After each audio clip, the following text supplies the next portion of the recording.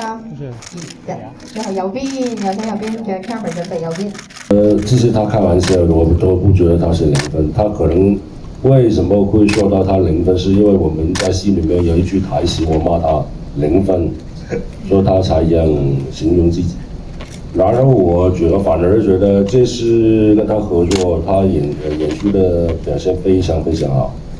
我給他的到底真的說到底有沒有100分，但是有60分的。是嘅 pass。60分的，所以我覺得他未來的演藝路是，我覺得是美好的。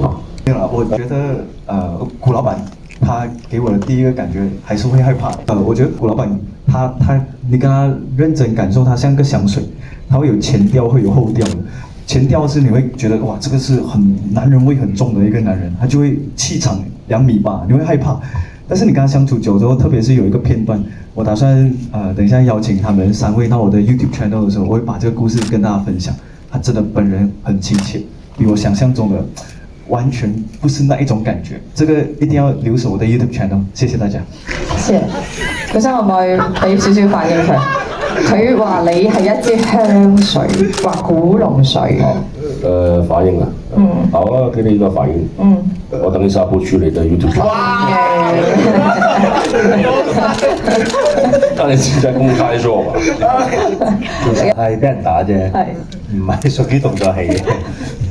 即係咁派咗綠帽俾人，都可能有啲代價付出咗。咁我覺得鳳爪喺呢個戲，我由一開始接到劇本就做一個本分，就係舒緩緊張嘅氣氛。咁我覺得我應該做得到嘅。多謝大家。嗰場戲其實唔辛苦嘅，不過因為開拍因為喺正式即係嗌交之前咧，咁我自己喺個車度，導演都有叫我即係可能係可以爆發咗先，咁我自己喺個車度亂嗌嘅。咁當然而家可能電影上面係冇剪到出嚟啦。咁所以古生又好好啦。其實佢係一個暖男嚟嘅，即係佢即係雖然平時大家睇唔出。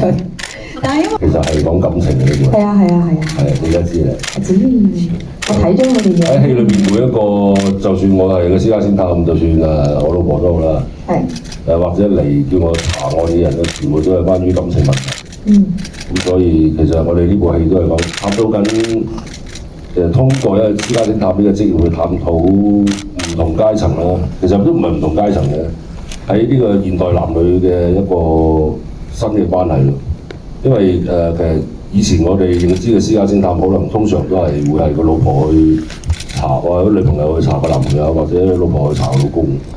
咁但係呢部戲就係所有都係個男人嚟查個女人。咁即係證明咗而家女人